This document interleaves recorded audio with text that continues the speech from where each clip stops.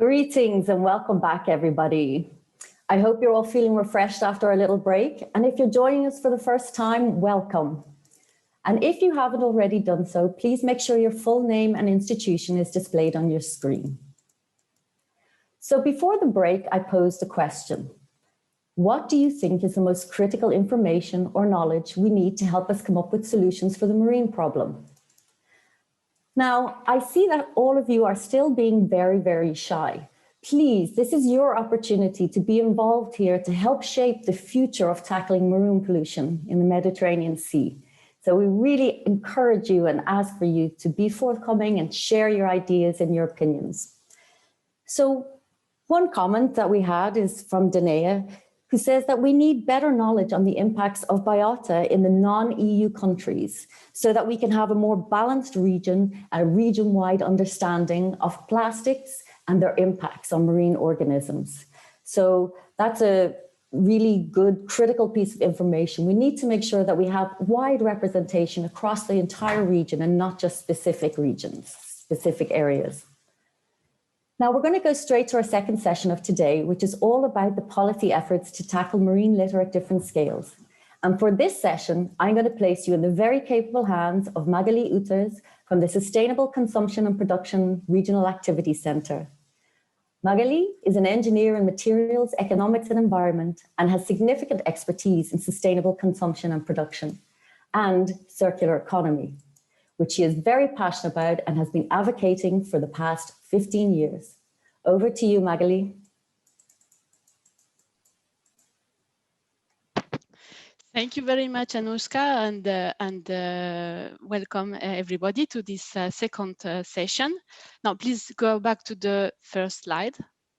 It's not a picture of plastics, but I will explain why I put this picture now. So just to introduce a bit the session that we are now starting.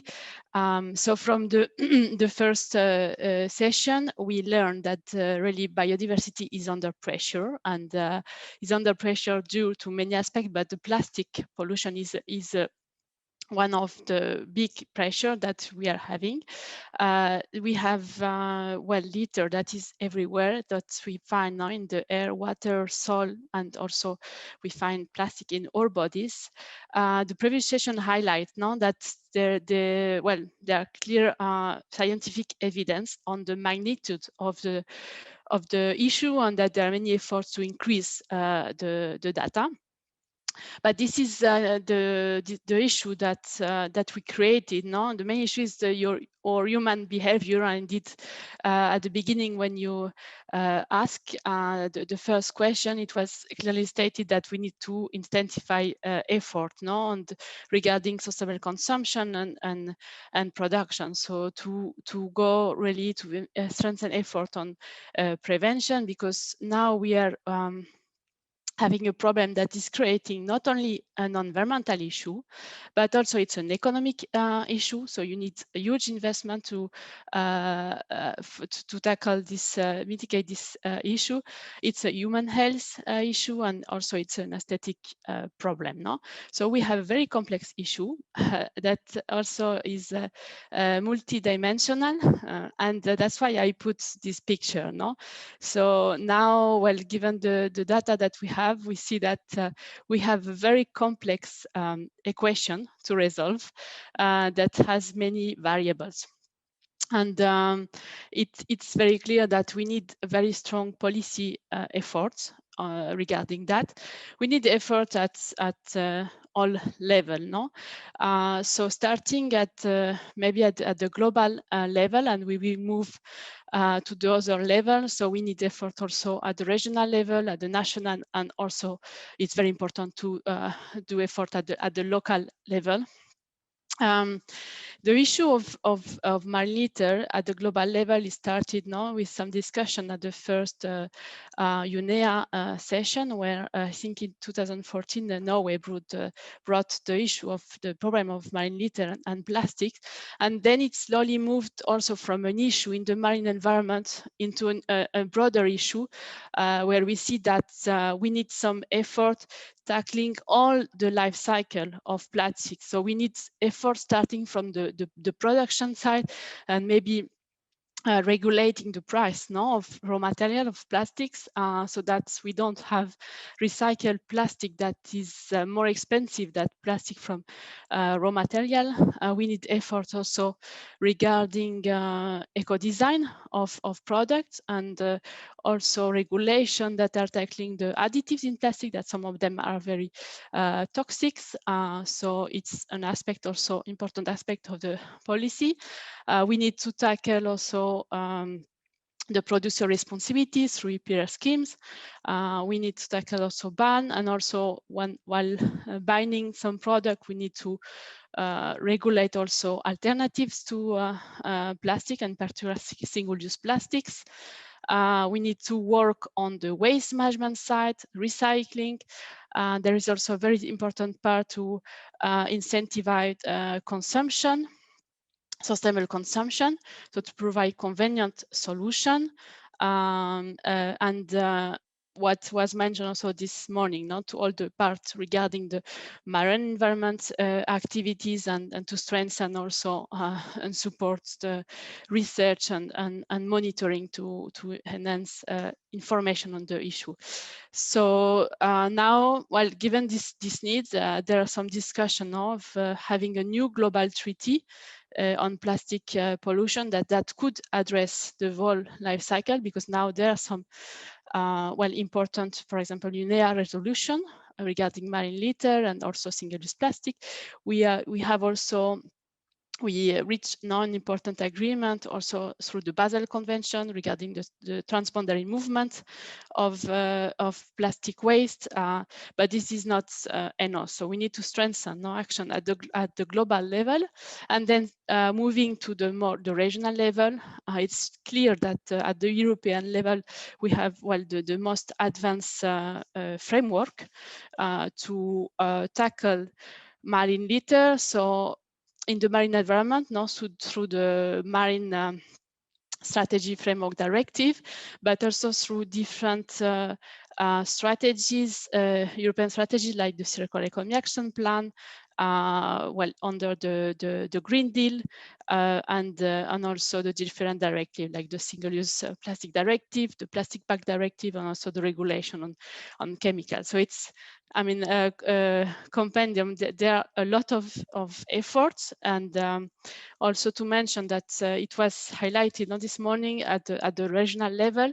So there is a very important instrument, which is the Marine Litter Regional Plan under the Barcelona Convention. That is a legally binding instrument that is being reviewed also to increase the provision, for example, regarding circular economy for plastics. And Mohamed Kayal and also Lobna could highlight the content of this regional plan.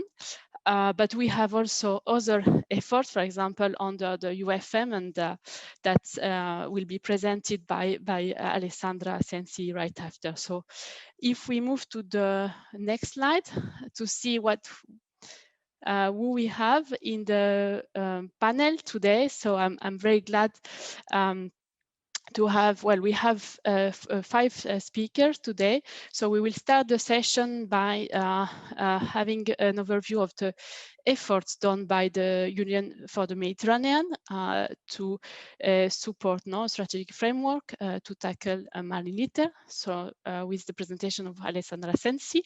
Then we will move to the presentation of François Galgani that will highlight some example, well, on the interface between research and policy, and how a research initiative can support policy targets. Then we will move to the presentation of Cécile Rodier-Kefelec from the European Environment Agency that will move more to the, I would say, land-based aspect of marine litter, highlighting some results of highlights of reports done on circular economy and plastic by the agency. And finally, we will have we will have 2 speakers highlighting the local, well, the concrete efforts to tackle marine litter. So through the efforts by the WES project, so in the southern Mediterranean countries that are, it's a project that is providing very important resources to tackle the issue. So Professor Skulut, that is the team leader of the WES, will present those efforts. And finally, we will have the presentation from Vuk Vucerakovic from Zero Waste Montenegro that will highlight a very interesting initiative on how public institutions can reduce non-disposable plastic. So I think that, well, we'll try in this session to highlight some different action that are done at different level and tackling different aspects. So without talking more, I would like to give the floor to the first speaker, so to Alessandra Sensi, that is the head of sector of the Water, Environment and Blue Economy Division. So it's a very important sector of the Union for the Mediterranean, with a very important portfolio. So she will present the effort of the UFM for marine litter. So Alessandra, you have the floor. Thank you very much, Magali, and thank you very much, everybody. Actually, it's a great pleasure to be here today. And actually have the possibility to show what we are and how we are actually tackling marine litter from our side and to contribute to all these joint efforts. So let me go immediately to the presentation. Let me remind you that actually just a few months ago, the 42 UFM countries have actually renewed their political support to blue economy, and that within the 10 priority themes agreed by the 42 within this very ambitious agenda, and under each of these items you have many different actions actually ongoing, marine litter had an important place in itself. In particular, you know, the aspects of marine litter which directly impact the economy, and the other way around, you know, how they in a certain way by being tackled could actually help a sustainable blue economy to take place. Equally, we have another, let's say, important process ongoing, which relates to an upcoming ministerial on environment and climate action. I'd like to actually to link to what Magali was saying just a few minutes ago, that the very first ministerial in 2014, which was actually highlighting the actions of the H2020 initiative for a cleaner Mediterranean, which is actually the main action carried out over the past 14 years by a multi-stakeholders, let's say, process, indeed already was fully embedding action on marine litter, even before the SDGs were defined. So as part of this collective effort, we can in a certain way be proud now to have such an important, let's say, coordination as we are showing. Of course, the Blue Economy Ministerial and the one on the environment and climate action are absolutely tied to each other, and they do complement. They just do serve two different, let's say, dossiers, but in a very interlinked manner. Just a few days ago, we have been having also the Environment Task Force, where the Greener Med agenda and its main axes have been presented, as we are already, let's say, advancing towards implementation. And just like, you know, to show in these slides that the three main axes, which one is the one on green and circular economy, a second one is more addressed to pollution, and the third is more referring to the protection of natural resources and ecosystems, with a view, you know, to a good management and, you know, restoration practice, also in relation to the, let's say, UN Decade for Ecosystem that has just been launched. I'd like to mention that our activities, which of course have been started in a very targeted manner through the Plastic Buster project, which was actually already labeled a few years ago. So nowadays it's a process, not just a project. And it's a process, sorry, supported by EU-funded projects, in particular from IFREMER and CPC.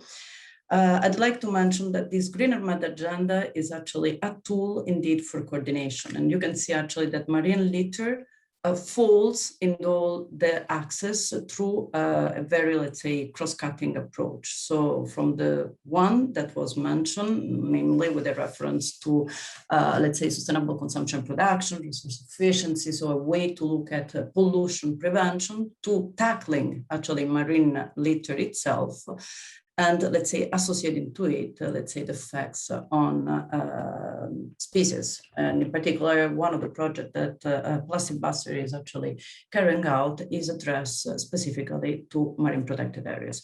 This slide just wants to show actually the very many initiatives that we are collaborating with. So of course, Switch Med with CP RAC, we have very close relation, and with UN MAP at all within the Memorandum of Understanding that we have in place. Similarly for the Interact Med, these are sort of two twin actually programs covering both sustainable consumption and production, resource efficiency, one for the North and the Balkans, while the rest actually for the Southern Mediterranean countries.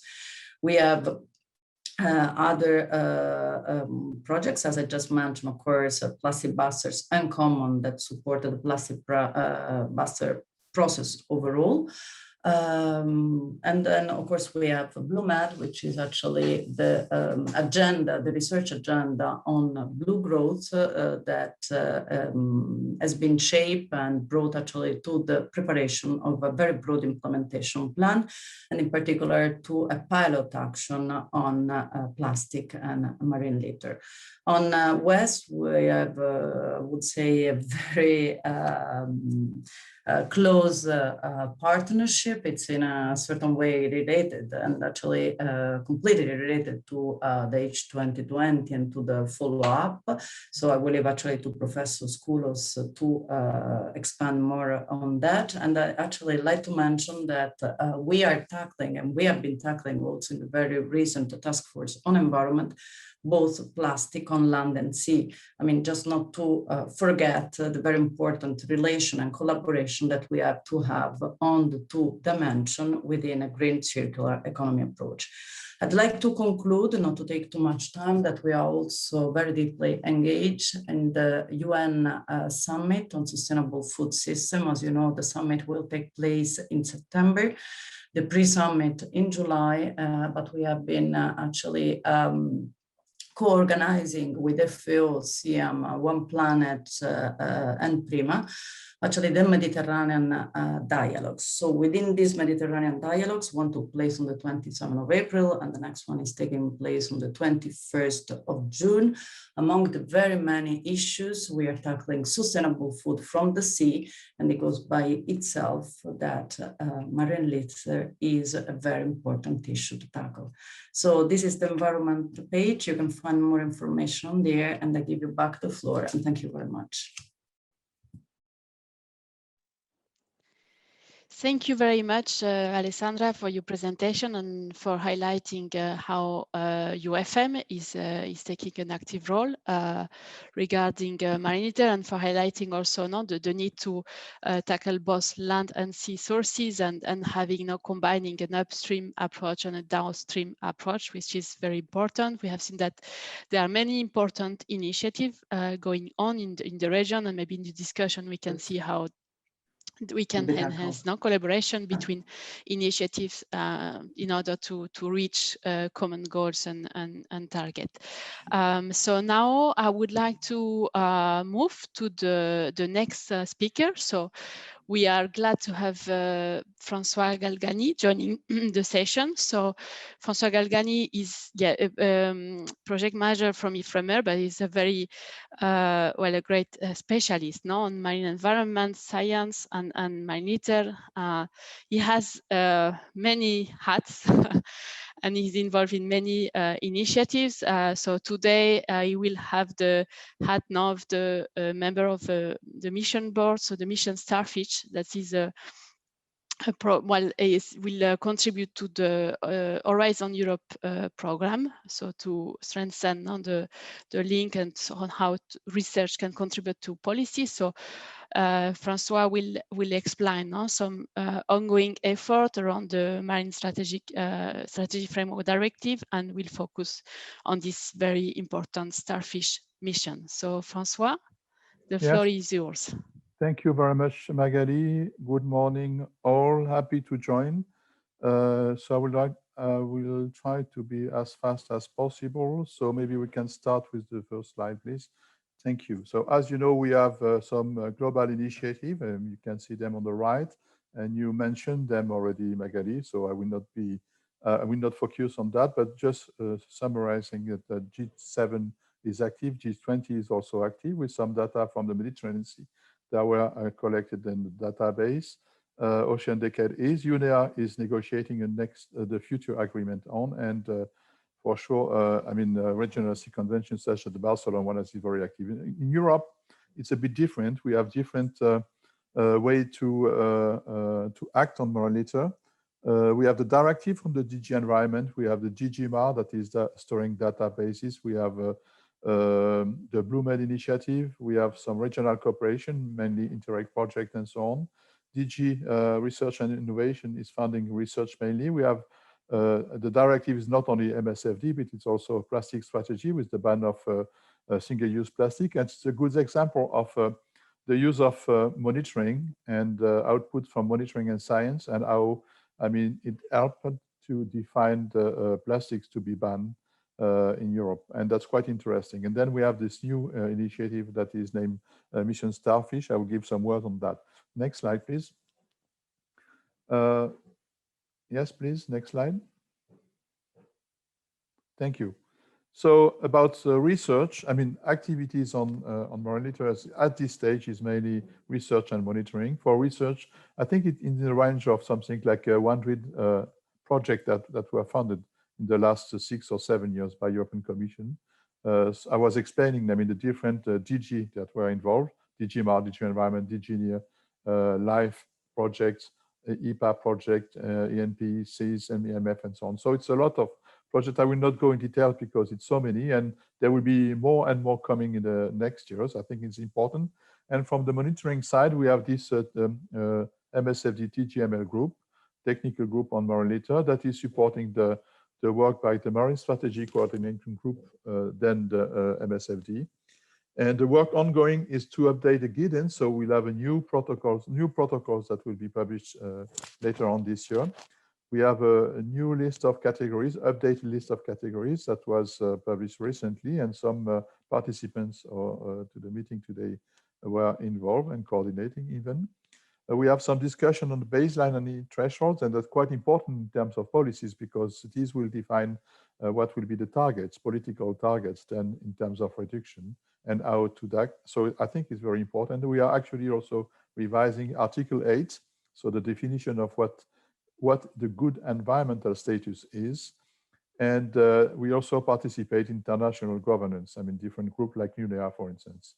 So you see that it's a lot of activities, quite complex to summarize in just a few minutes what is going on. I will just give an example of the future of marine litter in Europe and also outside of Europe. So the next slide, please. It's about the example of the mission. Horizon Europe is the next framework program, and part of it, for 10% of the budget, will be dedicated to 5 missions: one on ocean, but also one on smart cities, one on soil and food, one on cancer, and one on climate change. So we may expect, billions of euros to fund these missions. And the idea is to dream. It's not something like organizing anything very, technically, with a lot of bureaucracy and so on, but really starting a new mission, engage for something like, and the topic will be to, the focus of the mission will be to regenerate the European waters and adjacent waters, for sure, because we cannot act only in new waters without considering all waters also. And so we do have 5 topics of interest to us, and each of them is one branch of the Starfish. That's the reason why it's named Starfish, Mission Starfish. And we would like to involve citizens in the, what has happened for the last framework program, Horizon 2020, is that European Commission was really happy to have the work done, and it was high-level products and so on, but was really frustrated not to have the citizen involved. So it means that the future framework program, and especially the mission, will involve more and more citizens. It could be that for projects to come, there is no funding without any contribution from citizens. So it's a very important point in terms of involvement of the public. Then we have an objective that, the Zero Pollution Plan was launched last week by the European Commission, and the mission will, I would say, be the scientific support to this plan. And we have an objective of zero pollution, in which plastic pollution will be one of the main components. And this is very important to state. We have also a change in the governance. So we may have a new European agency for ocean, for instance. It's not well understood at this moment. It's just we are under discussion. But we may, for instance, harmonize a different directive together, Water Framework Directive and the MSFD, for instance, working together the same way and so on. So it will be more clear in terms of management of environment and then plastic pollution. So we have also to regenerate the marine and freshwater ecosystem. So it means more protected areas. It means more, more data also that will be collected and so on, and more conservation and support to projects on conservation. And there is also a part on blue economy, and trying to have a low carbon emission economy. Blue tourism, maritime transportation and so on, electric boats and so on, dismantling of start wrapping up, please, Francois. Apologies. Thank you. I'm sorry? If we could start wrapping up, please. Thank you. Yes, yes. And so the idea behind is to engage European Commission and some other countries in big projects. It's not just a few, scientific projects, but big projects. And what is interesting is that the way the mission will work is through demonstrators. Something like a lighthouse project, and there will be normally one in the Mediterranean Sea dedicated to do zero pollution. So in one part of the Mediterranean Sea, we'll have a large project and to show how it may work and to decrease the pollution and regenerate the water. And then in that project, zero plastic pollution will be, one of the main topics, I will say. Thank you very much.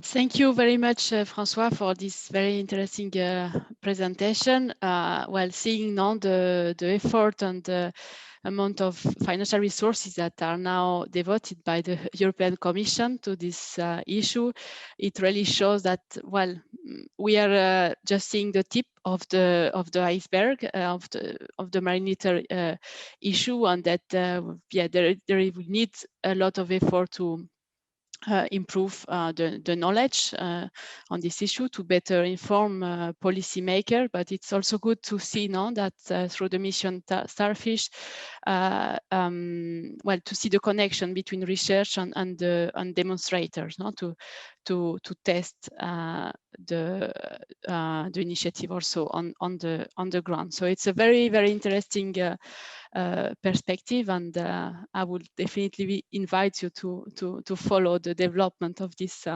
mission. Now, moving to the next speaker, I would like to welcome Cécile Rodier-Kefelec from the European Environment Agency. So Cécile is working now within the EA Marine team, so working on partnership and network coordination, and she's making, well, ensuring now the link with all the Mediterranean effort, and in particular on marine litter. So she will now move more to the land-based aspect of marine litter, and focusing on the recent report of the agency on circular economy and plastics. So Cécile, you have the floor. Thank you, Magali. Good morning, everyone. Yes, with the upcoming 5 minutes, I like to illustrate the circular economy through this example of plastic. So as one of the major marine litter. EE has recently published some report on circular economy, on plastic, circular businesses model, textile, And we are regularly also publishing data on our beach litter monitoring via Marine Litter Watch. So let's have a look of what we learned. If you can move to the next slide. So here is we are trying to capture with this infographic. So we have awareness of plastic litter, so including its effects on nature, especially marine environment and human health, has risen. So it's what has been illustrated so far as well. But litter is not just one of the many negative environmental impact that occurs through this life cycle of plastic, and it's what we would like to illustrate there, so that it starts already from extraction. So if we look at the production and use of plastic, so if we continue this production as it is now, the plastic industry will account for 20% of global oil use by 2050. It's already 7% today. So when during the extraction, oil and gas extraction for plastic production, so they produce also greenhouse gases and multiple pollutants. So there is as well a huge part there on the extraction side. The same with the production. Every year, more or less, the plastic production in the EU is emitting more than 13 million tons of CO2. It's about 20% of the chemical industry emissions in the EU. So it's quite huge amount. So important environmental impact, but also on the after use. So estimates suggest that, again, the plastic waste is mainly incinerated, and this incineration is really leading to a huge amount of CO2 emissions, more 50, 80 million tons per year. So you can see that this is a clear illustration that tackling the issue is not one single measure needed. So we have to tackle all of them together. So if you move to the second slide, so this second slide is illustrating this vision of the circular economy and the many challenges with plastic in a circular context. So here is really to look at the loop, entire loop. So from a single use and short life design to these elements that you mentioned in your introduction, Magali. So the addition of potential additives that are hazardous for human health and for the environment. This leakage to the environment, which has persistent, hazardous and accumulating elements. But also well taking into account the low cycling rate, and that's the low share of recycling plastic in new products. So we have to close that challenging circular loop. So given the many challenges associated with the different plastic application and different stage of the life cycle, single initiative will not suffice to facilitate this trajectory toward a circular plastic economy. So if you move to the next one. So from our learnings, we have identified as 3 pathways that may together ensure this continued long-term move towards sustainable and circular production and consumption system. And those pathways should be seen not as alternative solution, but rather as pathways that are in line with current EU policy, but offer options for continued policy development towards circularity and sustainability in the long term. Each pathway addresses different stages of the plastic value chain. So if you look at smart to use, it's mainly reduce the unnecessary plastic, use the right plastic for the right purpose, substitute plastic by more resource efficient material, extend the lifetime of plastic products. While we are doing at the increasing the circularity, it means moving from very linear to circular plastic system, still a long way to go there, but it also improves the design of the product and the services. We have a behavioral elements there, improve the collection and sorting of plastic waste, and promote a market for recycling and reuse of plastic. Then we also need to look at the third pathway, which is the use of renewable materials, so to reduce the amount of plastic derived from fossil fuels, But this renewable material is also looking at how renewable feedstock, for instance, can replace with bio-based plastic. But we have here an issue on feedstock scarcity and implication of land use that needs to be taken into account. So we start, and simply in conclusion, it's an illustration that circularity requires systemic approach. At EU level, initiatives are in place that require more coordinated and scaling up. The EU Green Deal, in that sense, is a game changer. It's providing the enablers, policy framework with more integration, and a strong business and societal environment for behavioral changes. So circularity has a long way to go to become full reality, but incremental steps that EU has been taken so far are not enough. Leapfrogging is needed. System thinking is needed. So if there is one message for today's discussion, is really having the systemic approach, or from source to say, this will allow to really tackle the issue. Thanks for attention.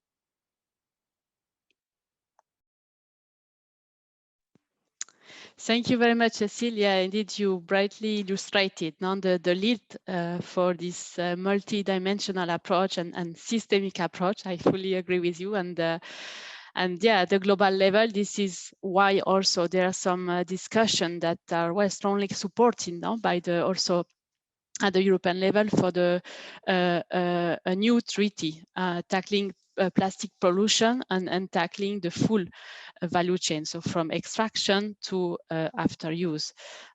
Because you also highlighted that yes, indeed, litter is not the only negative environmental impact of plastic, so there are many other impacts that need to be addressed in a systemic approach.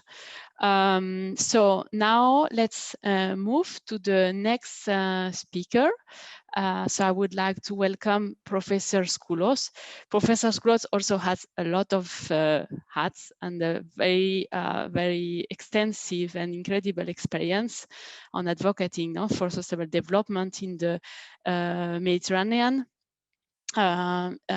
So today, Professor Skoulos will speak on behalf of the WES project, so the Water Environment Support Project. He's the team leader of this initiative that is supporting efforts in the Southern Med countries, and indeed there are important efforts provided by this project to tackle maritime and plastic pollution. So Professor Skoulos, you have the floor. Thank you very much, Magali, and thank for all the previous speakers who prepared actually the framework within which I would like to place WES. WES, as you already mentioned, is the Water Environment Support, is the successor of SWIM, Horizon 2020, capacity building, and SWIM Horizon over the last 10 years. And what we actually discussed today is how unprepared we are still for the plastic crisis, a marine litter plastic crisis, although some of us have started introducing the marine litter in our books already in the late 70s and the early 80s. So it takes time. And the big issue is that with all of what it was presented today, you'll be surprised to see how difficult it is for the countries, and particularly some of the non-EU countries, to follow and integrate all what is needed, as it was just mentioned also by Cecile, in this kind of systemic thinking and integrative way, and follow and profit from the projects mentioned by Francois, or implement the frameworks that Alessandra and the Barcelona Convention have put in place.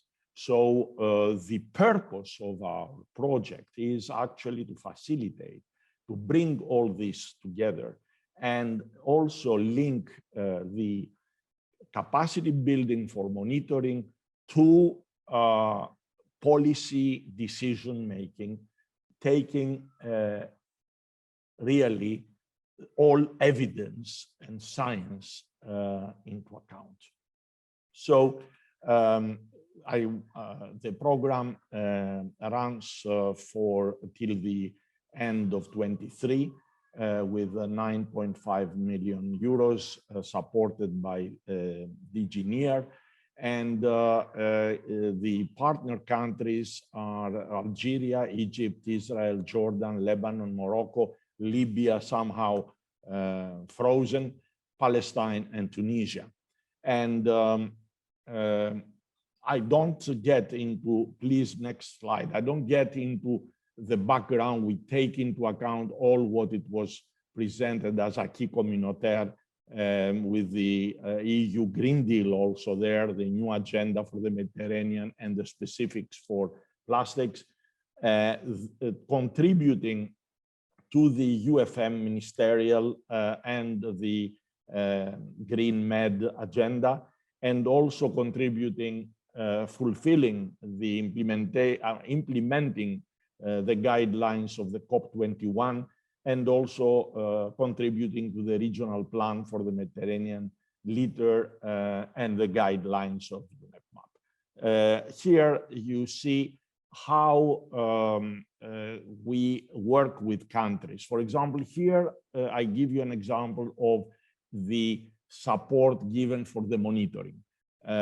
Macro litter surveys at surface and seafloor, capacity building for targeted professionals with pilot surveys, training workshops, peer-to-peer processes with all countries, how to monitor marine macro litter, and also how this is assessed in order to give information for types, composition, and sources of marine litter. This is linked with the management options and action plan at country level, and also capacity building workshops for actually creating a critical mass of people within the administration able to help the decision making and operations that are necessary and even more complex as we've heard until now. Next one. The next, what I mentioned before on marine monitoring will be also applied in Lebanon. In Lebanon and Jordan, here we have the other thing mentioned before. We follow actually the life cycle and the flow of material.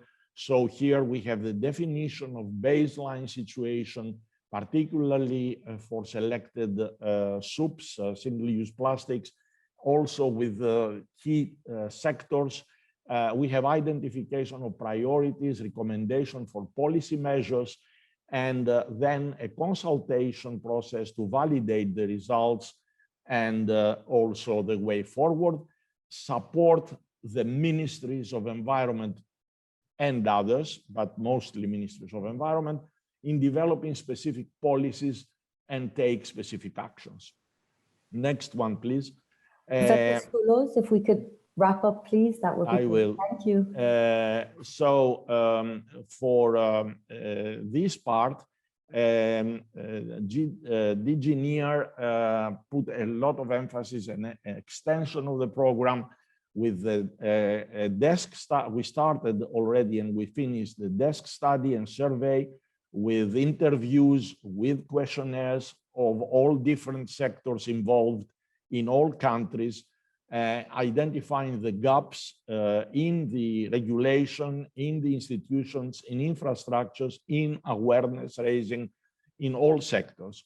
And the first findings show that despite efforts, real efforts by all countries, the gaps are enormous still. And even when we have introduced, some countries, the bans for single-use bags, for example, there are still major problems because of the relatively poor, let's say, enabling environment for such a strategy. So after the completion of the study, which has been submitted to the Commission, we are waiting for their comments. We are going to have the inception report. The study will be widely disseminated because it has a wealth of information. And we are going to write the proposal in inception to the Commission to have the final measures decided and start immediately in this year, 2021, run this 21, 22, and practically all 23 with concrete actions. I hope that all this will help. WES is a platform for everybody. We have a very good cooperation with all the ones who have taken the floor before. And also we have very good success stories from the previous phase, from Swim Horizon, for example, in Algeria. We have managed to have in 8 vilayas and in 111 beach transects together with the local authorities and the national authorities. This monitoring well established now in Algeria, and I hope that this will be the case also for the other countries, contributing to the efforts of the entire community. Thank you very much indeed.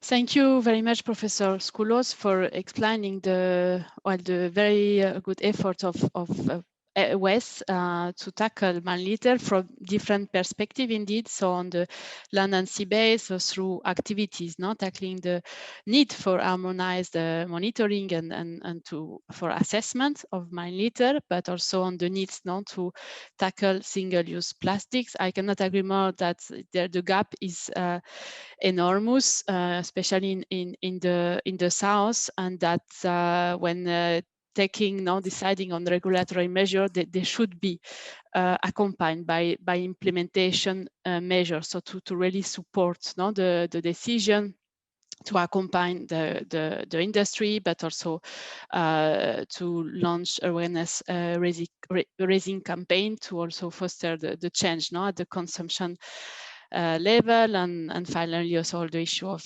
economic incentives. So it's a very complex aspect, and yeah, still a lot of work to be done in that aspect.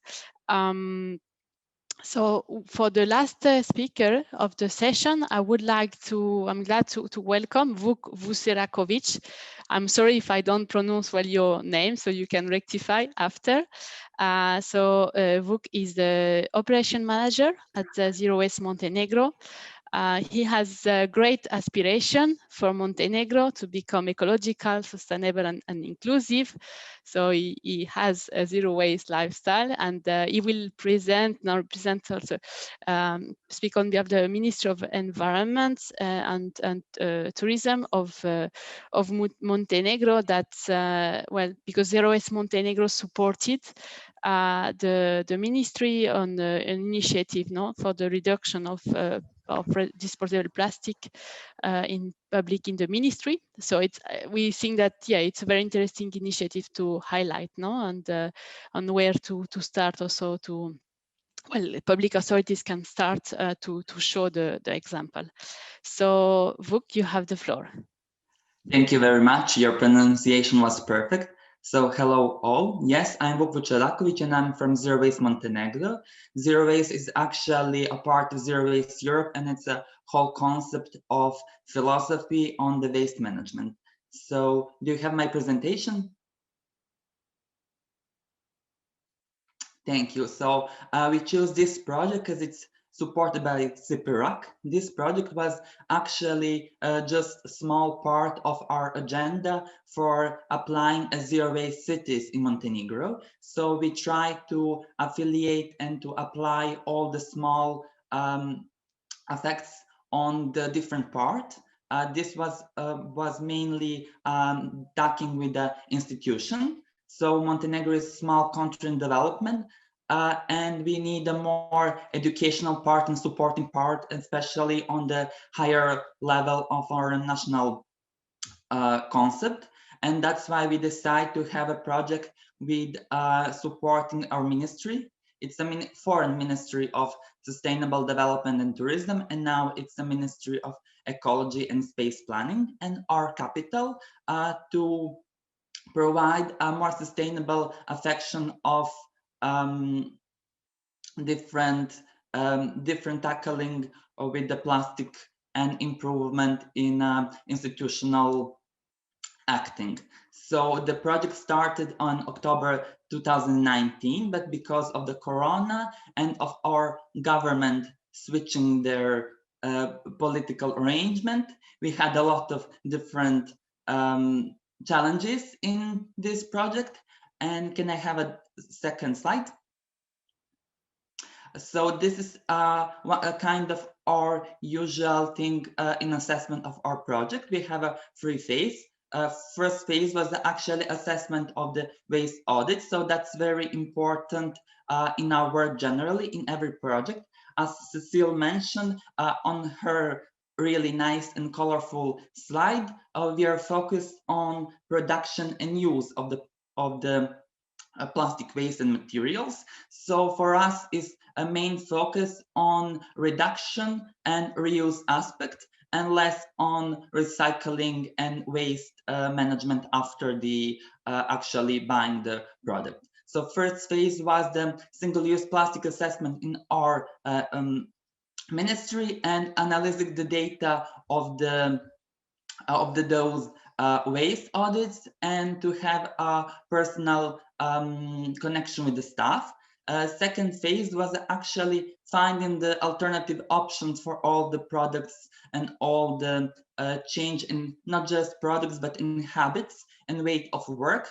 That is very challenging when working with such a high level institution, because there is a part of the general data protection and maybe some personal level of the connection and work, because it's very demanding. And after that, after finding the best alternative options, we suggested 15 to 30 alternatives for them to choose what are the changes that they will apply in their ministry. And phase 3 was the holding staff trainings and preparing information campaigns and actually dealing with all the changes for making them more sustainable. So the result of the project was, I believe, between 7,000 and 10,000 euros of the money that they actually save from wasting on the plastic pollutants. Next slide. Brooke, if we could start wrapping up, please, that would be great. Thank you. Yes, sorry. So this is all the recommendation that they actually taken in part and apply. So we are at this moment really satisfied with their execution, but the most important part with dealing with this project is intimate communication with ministry, because we are in process of adopting new law for the waste management. So it was crucial for implementing a new ways of management in the ministry, with changing their perspective and their philosophy on waste management, with connection of this our connection and professional dealing with the new law suggestion and its application. Thank you very much. Sorry for the time I take, and I hope that you have a great day. Thank you very much, Vuk, to explain this very specific, very great, concrete initiative. And I would like to mention that on the basis of this initiative, SCP RAC developed some guidelines to address single-use plastics through public procurement in the Mediterranean.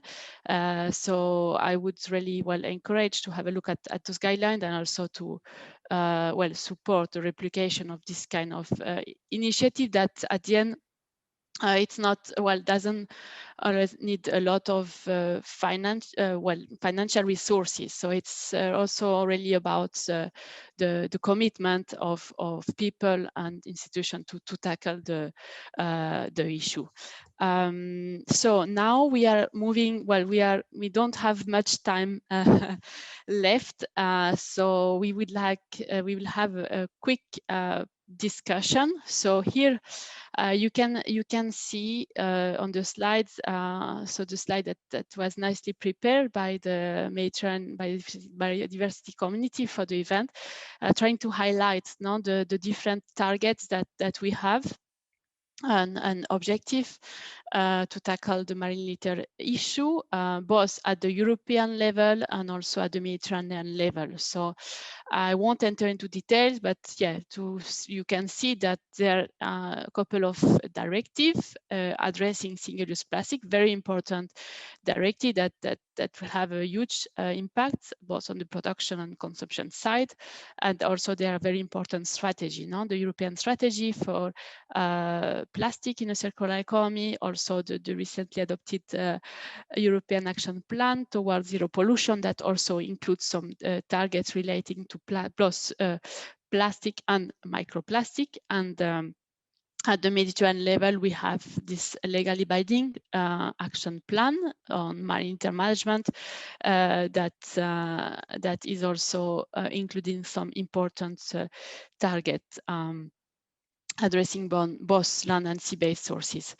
So now, well, in order to have a discussion, I would like to ask you, if, well, what is your opinion? So here we have important policy objective. Do you think that that we are going to reach those targets?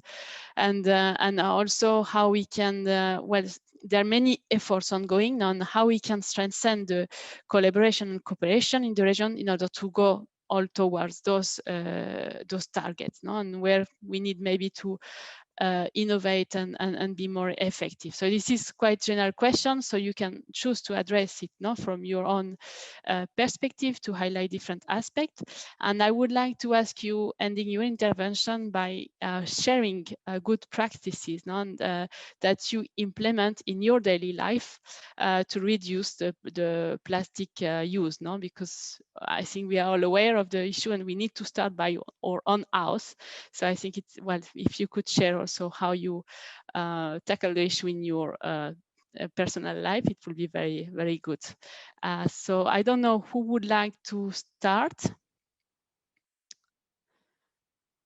Yeah, I can't see. I don't know if we can, or maybe I will ask Alessandra first to react. So you have a very short time. So I guess, yeah, sure. It's 1 minute each. So yeah. It's quite complex, but. No, thank you very much, Magali. Thank you for showing the objectives and targeted measures. I see, of course, that you're focusing very much on the EU one. We know that, as it was also mentioned by Michael, we have to look at the broader, relation with the southern countries. It was mentioned also by other speakers, of course, that the Mediterranean is a shared good. And of course, I mean, this needs the commitment of all. So on the target itself, again, let's remember that they are part of the European, let's say, legislative framework. And of course, I mean, the target themselves should be also discussed with the Southern Med country. This is as a first point.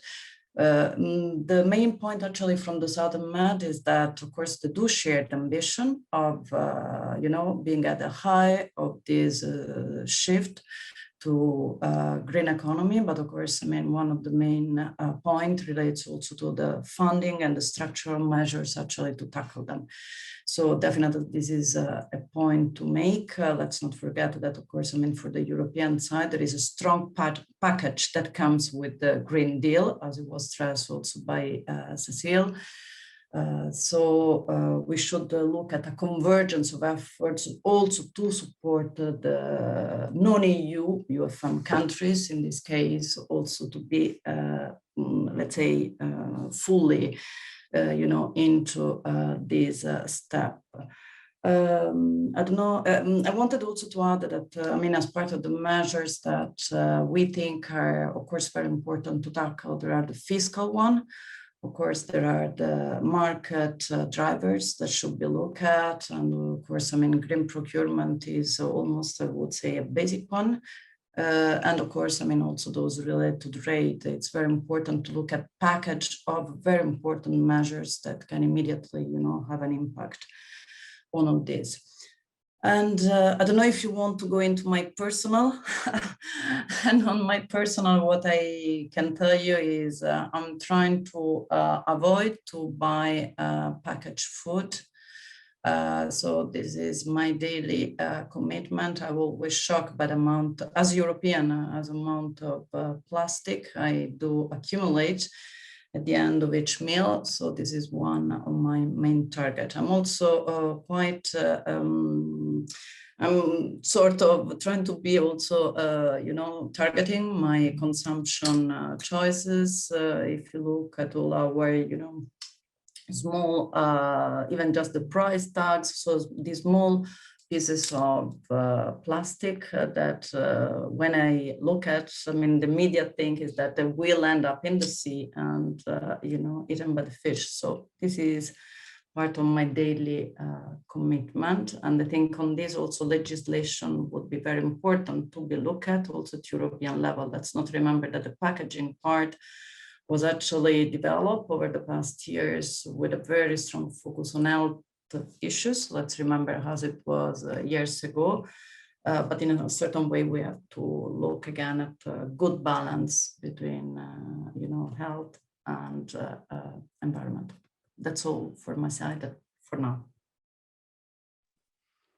Thank you very much, Alessandra. And yeah, indeed, well, the Green Deal is, maybe we can highlight now the external dimension of the Green Deal. So there is also, well, the will to support southern med countries in this effort. And this is very, very important. Yeah, the Mediterranean is shared now among the, well, northern, southern, and eastern countries of the Mediterranean. So we need to go all toward the same direction.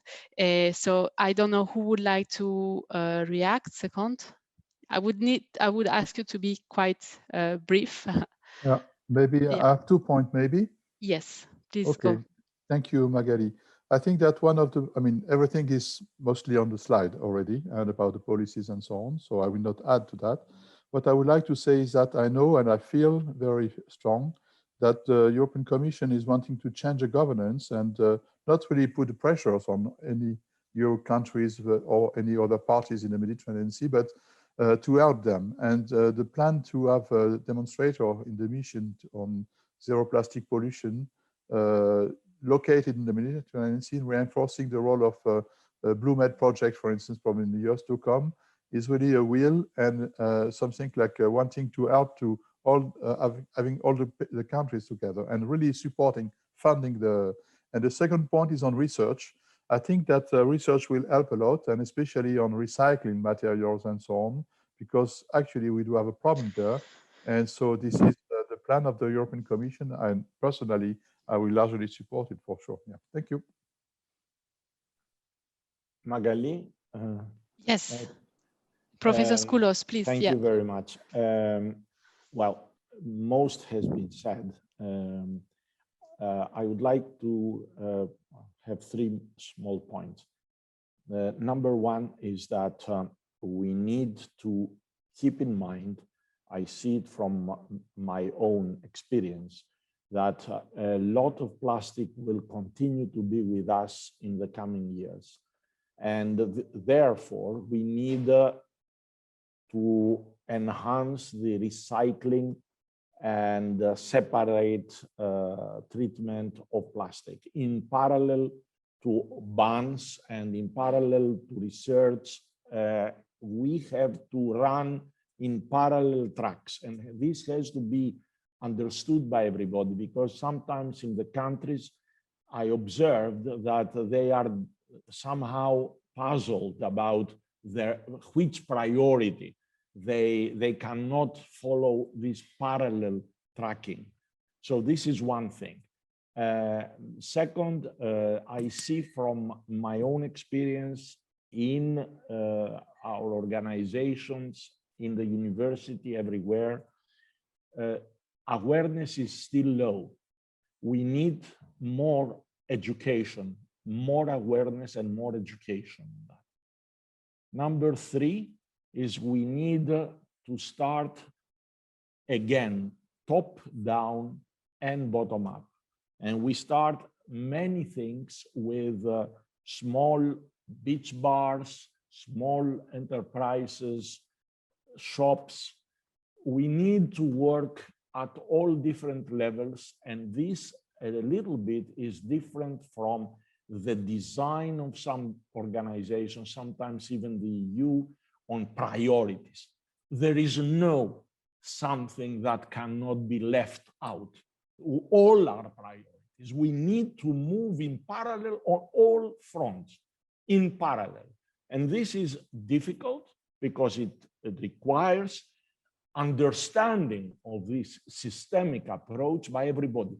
And without putting their own interest in front and push for their own way, because all the ways are necessary in parallel. Thank you.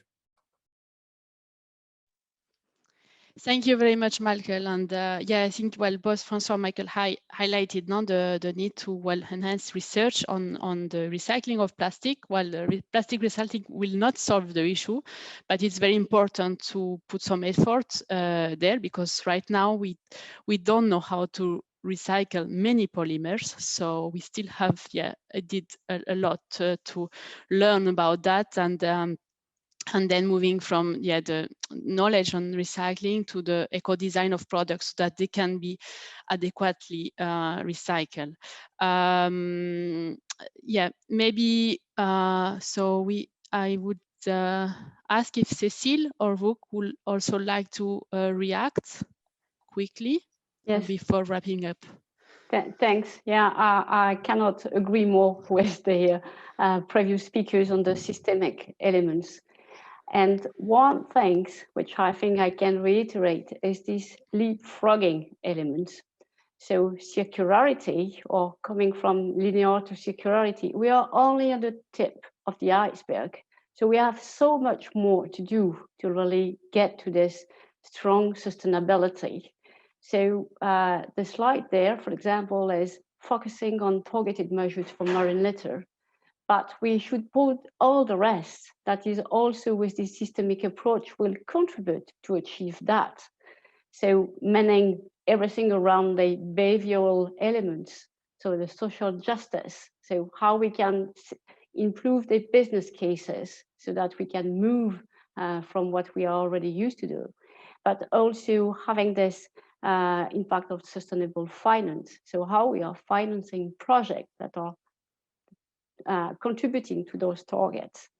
So is the way to change, so not only on the legal framework, so legal framework will have to be integrated, but also to improve the behavioral. So it's mainly innovation. So innovation, so avoid sale and go for lease, for example, innovation in social behavior, so that we are able really to tackle that at each level. So small, own best practice. I'm doing all my grocery shopping in a non-packaging shop. There is 2 here in Copenhagen, and we are very proud to have that. Thank you. And thank you very much, Cécile, for complementing the other speakers of the panel. So maybe I would like to invite Vuk to react, and then we will wrap up. Yes, I would add just shortly that I agreed with all the previous mentions, and from the personal experience, I would mention that we would go with assessment product by product. We saw that the most efficient way dealing with the plastic pollution, because in last time we saw that the most important, the biggest factor and focus was on plastic bags, straws, and few of the things, but actually we now do go on the reusable nappies, we go on the menstrual products and so on, so on. So we need to go individually to have a bigger focus. And about education, yes, it's important, but we need to find more innovative aspects of education, because the old way doesn't work as well for the biggest part of the majority of the population, at least in our country, or types of personalities. So that's another part. Cecile mentioned innovation, but innovation needs to be on all the aspects. And I believe that's all. Thank you.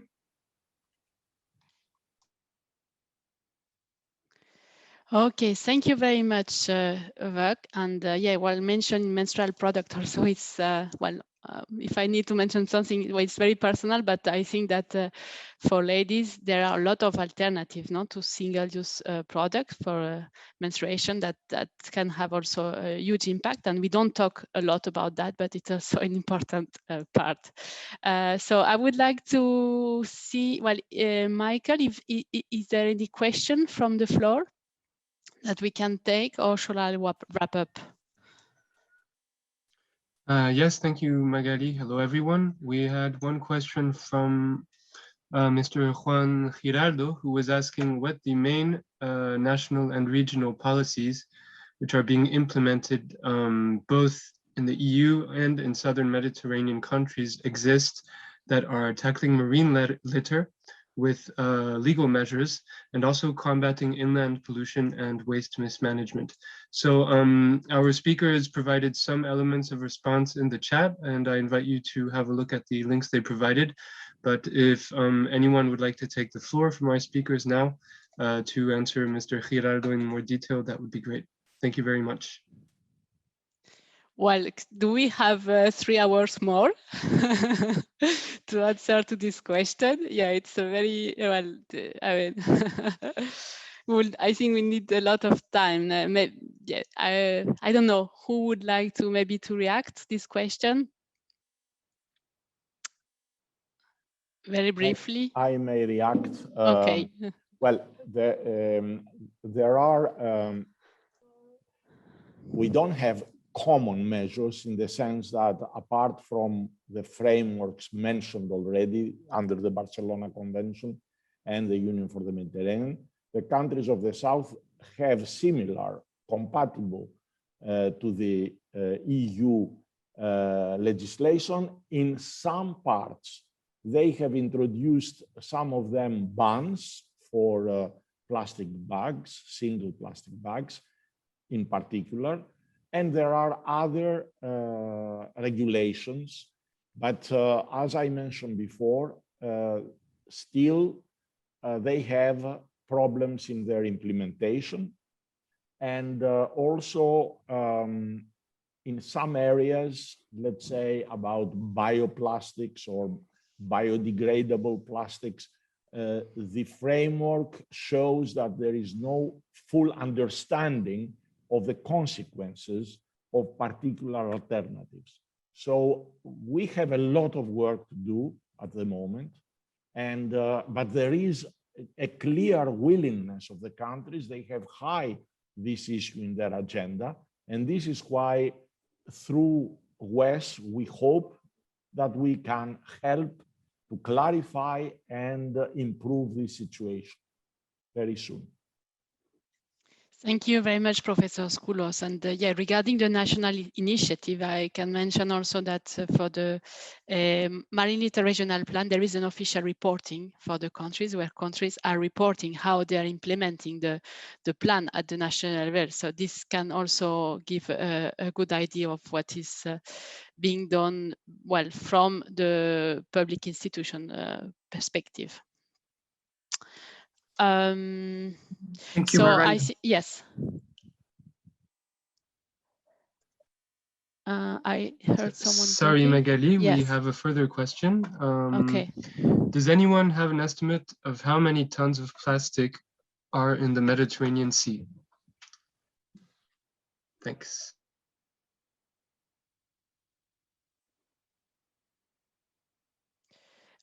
Yeah, I don't know who would like to. Cécile is raising her hand. Okay, yeah, because I don't see her. Okay. So unfortunately, I will not give you numbers in tones, but to give you some elements we got from the use of the Marine Litter Watch in monitoring beach litters. So we have been monitoring beach litters the last 12, 13 years through this app. So it's citizens science-based, so it's not an official monitoring. But from the latest assessment, so we have almost 30% of the beach litters, we are some sort of plastics.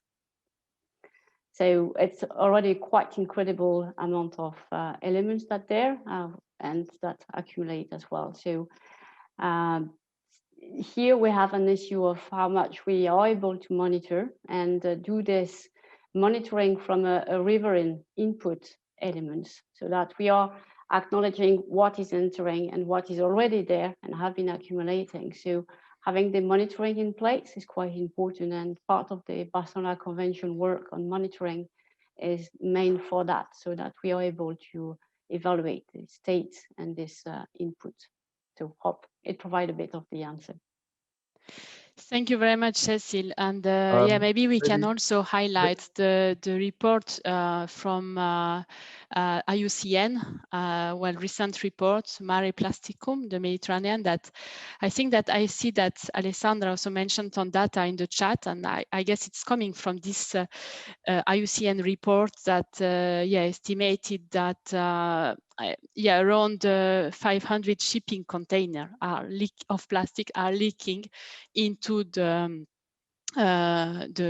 sea every day. So this well, I would this report provides some interesting data on plastic leakaging. Yes, may I add some data, please, very quickly? I think yes. I think that 730 tons is a bit exaggerated. We are probably more in the range of 300, 400. And what is important I mean, the problem we have is that all the assessments don't consider riverine inputs. So we have data from models because, I mean, MSFD is marine only. And Water Framework Directive doesn't consider a marine litter. So that's a problem. And there is no framework to have the value. So we just have data from scientists. And so we are in the range of 300, 400 probably tons every day. Coming and with diffuse sources, understanding that shipping, litter from sea-based litter is quite important in the Mediterranean. Thank you. In some places, yeah. Thank you very much, França, for complementing the answer and yeah. And adding also additional data. So I think now it's time to wrap up the session. I think I will do it very briefly. So in the first session, there was the highlight onto the link to joint forces to enhance the information on the impact on biodiversity from marine litter. And in this session on policy, I think we need to strengthen the need for a systemic approach that was highlighted by Cécile. So we need to work in a integrated manner because the issue is has many different aspects, and Professor Sculot also insists really on the need to run in parallel track.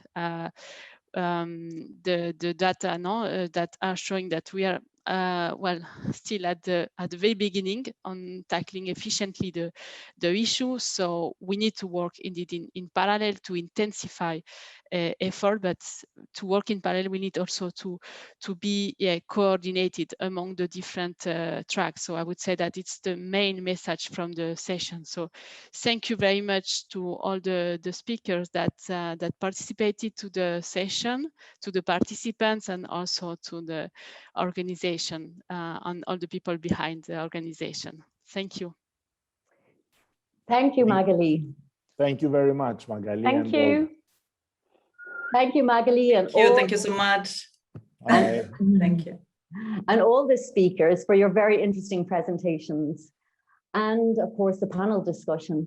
It's really encouraging to hear how all of these highly influential organizations and institutions and initiatives are working together towards a cleaner Mediterranean. But we can see there's no one solution and that we need many parallel activities ongoing. This makes these events such as this even more important, that brings everyone together to discuss from the different perspectives on how we move forward finding solutions. So, and thank you all. I see that you're all beginning to relax a bit and write in the comment box. So that's fantastic. And this is what these events are about as well, networking, you're sharing details with each other and the initiatives. So this is great. Okay, so just before we take a break from lunch, I do have one last question for you. If we can put it up on the screen, or do we have it? Okay, not to worry, I'll just say it. So the question I've asked you, and if you can please respond, the chat box will be open over lunch, so you can add your responses as we are relaxing over lunch. And the question is, of all the many policies that are ongoing or that are planned or that could be, which do you feel are the most important ones, or the ones that are likely to have a biggest positive impact towards our fight against marine litter? Of course, they're all important, but is there any particular one that stands out which will have a particularly big impact? Now, before lunch commences, we remember in session 1, Dania presented the MedBioLitter database. This is a Mediterranean-wide evidence-based decision support tool. And for those of you who have not yet seen this database, it really is a fantastic tool. So I invite all of you to stay on for an extra 5 or 10 minutes, where our colleagues, Sonsoles and Antonio, will provide a brief tour and orientation of the MedBioLitter. For those of you who are working in research, management, or policy, I highly recommend you to stay on for this if you're not familiar with the database already. I've no doubt it will be a massive support to any of your work. Now, the meeting room will stay open over lunch, and I would really implore you to come back after lunch, because remember I told you earlier, after lunch we're going to have an exciting session about the practical solutions for tackling marine litter, and also our call to actions. And then, as I promised, we will all have an opportunity right here today, this afternoon, to demonstrate and actively show our commitment towards a cleaner and healthier Mediterranean. So enjoy your lunch, stay on for the orientation of the database, and we'll see you all back here at 1:15 sharp.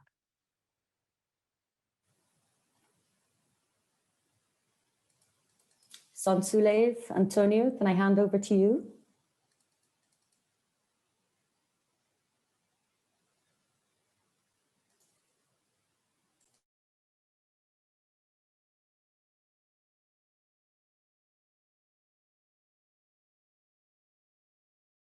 Yes, Anushka. Thank you very much for the introduction. I started sharing my screen. I hope you can see it okay. Yes? Okay, no answers. Well, thank you to all of you that might be staying over with us for an extra 5 to 10 minutes, as you mentioned. Now, what you can see in the screen is the Mediterranean Sea, and as we addressed in session 1, there is a lot of efforts on research and finding out what's going on regarding marine litter and biodiversity. To answer these needs, within the Interreg Med Biodiversity Protection community, we prepared a database that gathered all the scientific evidence around the Mediterranean and through peer-reviewed articles, and we put it together to try and show in a map what are the results or what are the findings of this community of researchers. Now, if you look on the screen, you will see different windows, and I will quickly travel through them with you so you can understand what's the functionality of this database. Now we're going to start from the top left. So you have the name of the database, MedBioLitter. This is version March 2021. We've produced 6 different updates, and we include new articles as we identify them every 6 months. So this is an invitation also for all of you that publish articles on marine litter and biodiversity to please share them with us, and we will be adding it to the database in the next version.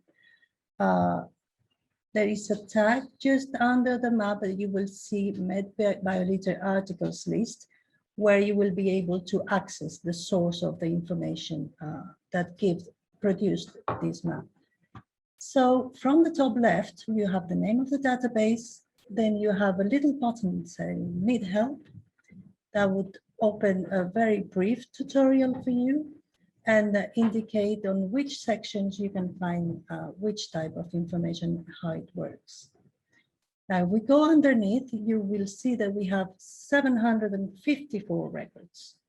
That means that 754 species have been allocated a dot in the map.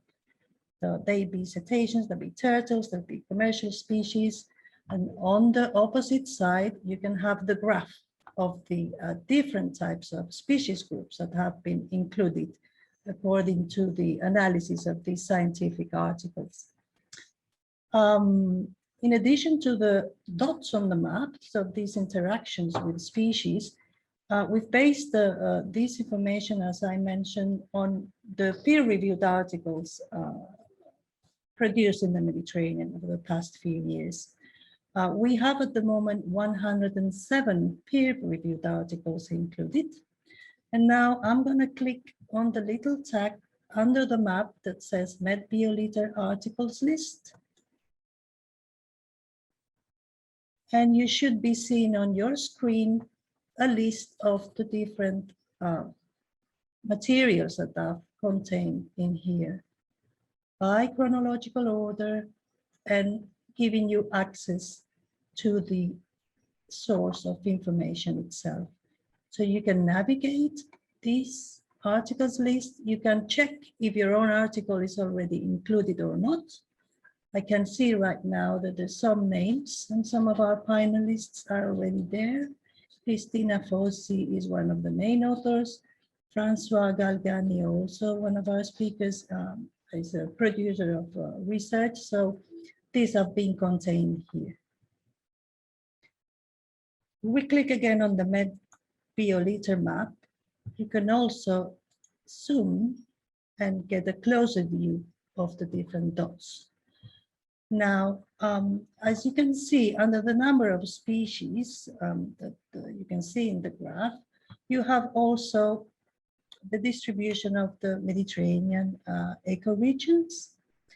And this information can be personalized. If you think the map is too loud for you, you have too many colors, too many dots, you can always go and decide how you want to personalize it.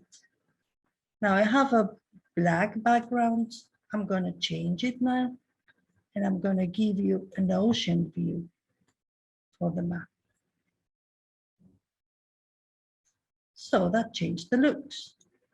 Now, if you want to see what's in the map, this is a window that will tell you the kind of layers or information that we have included in the current viewer.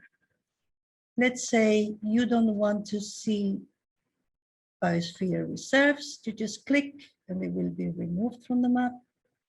You don't want to see the SPAMIs, you don't want to see the EPSAs, you don't want to see the Natura 2000 sites, then the map will update itself automatically.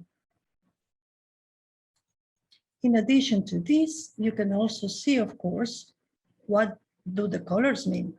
So we have red for ingestion, it's a type of interaction with marine litter. You have pink for colonization. That means the species get attached to the marine litter and live on the surface. You have entanglements when they get messed up with fish nets and other issues. And you have other types of impacts, like when something falls on the deep sea and fractures some of the habitat components that could be included in this type of interaction. Now, if we have the map open as such, you will get the global results of the database. where you might want to explore also per topic or per section. And we'll get to that just slightly later. I'm going to keep going down through the window. So we've seen the number of records, the number of articles included, the number of species we've recorded according to this scientific literature, the kind of layers and geographic information you can include in the map and how to personalize it. And then you also have here some statistical information that is extracted from the database, as you call. Now, if you want to know more about it, you just need to click on the little button on the top and you will have a very big graph coming on the screen.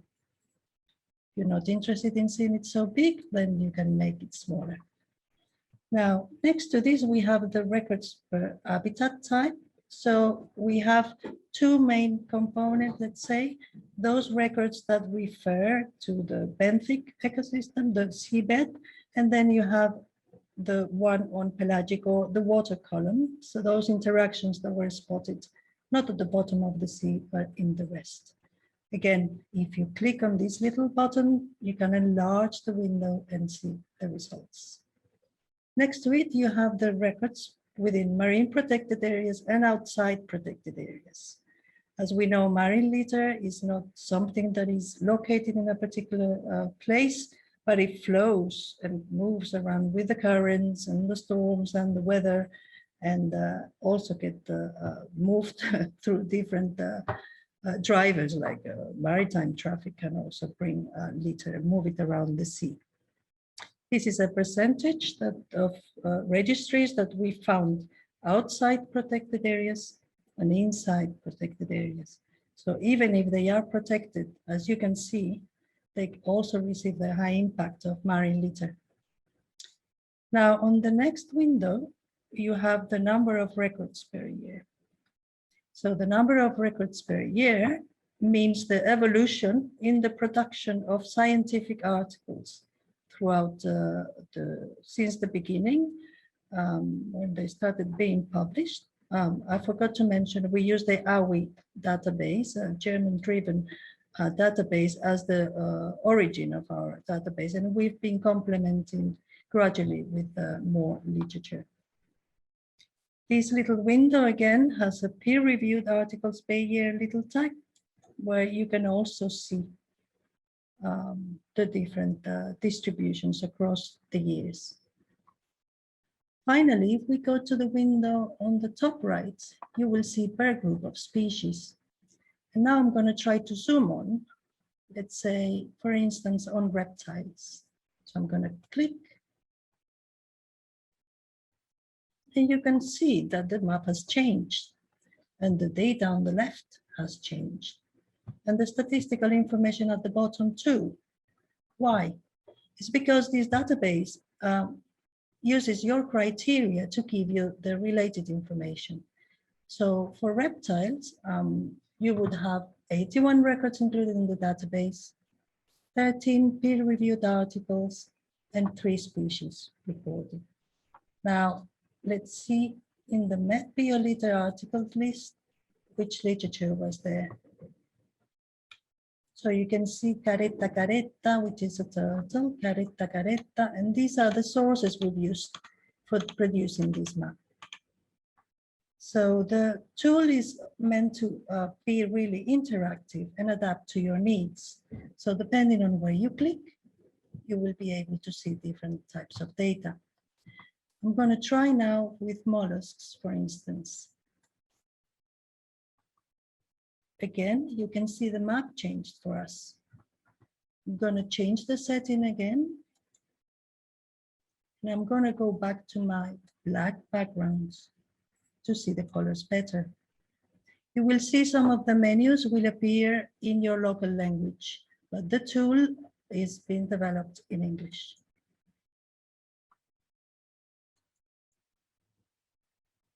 So again, the background change, and you can see the different dots where the species were located and the current layers that are active. So we have Mediterranean ecoregions, we have national marine protected areas, and we have fisheries restricted areas currently selected. In here, I'm going to add the national MPAs to. This is basically the main functionalities of the database. Then you can play around and you can search depending on your needs. For instance, if you want to see more details about the statistics, let's see here. You click and you can take a screenshot of to be used for your purposes.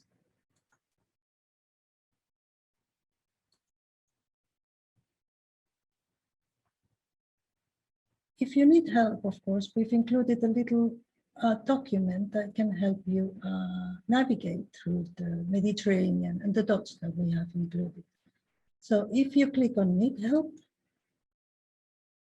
you should be accessing these mini guides that will give you hints about how to use it. Only one page, very short and straight to the point.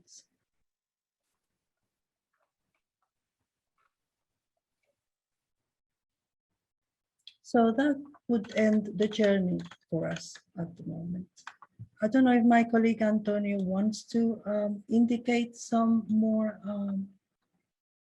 hints about the usability of the database and how to navigate through. So I'll invite Antonio to complement this presentation. Thank you. If you have questions, please ask.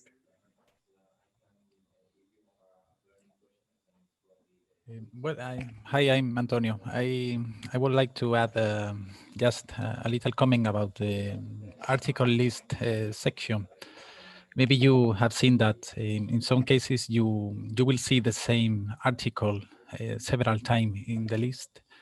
And this is just an issue on how the data behind the viewer is built, because the same article can be related with several species or can deal with more than one interaction type or different habitats, ecoregions. So in the way we build the data, it will show you several times the same article, but this is just an issue we will try to improve in the future. So in the meantime, you have to work that way. But when you use filters, as Sonsole did, for example, for the charters, you will see that these duplications are reduced. So in most cases, you will not experience a lot of troubles working with that. Thank you. So if I may quickly, I just shared with everyone the link to the online viewer. I hope you can all access it. That would be important for you if you want to take the challenge and provide some answers to the quiz. So they are, all the links now are provided in the chat. Enjoy it, and yeah, thank you.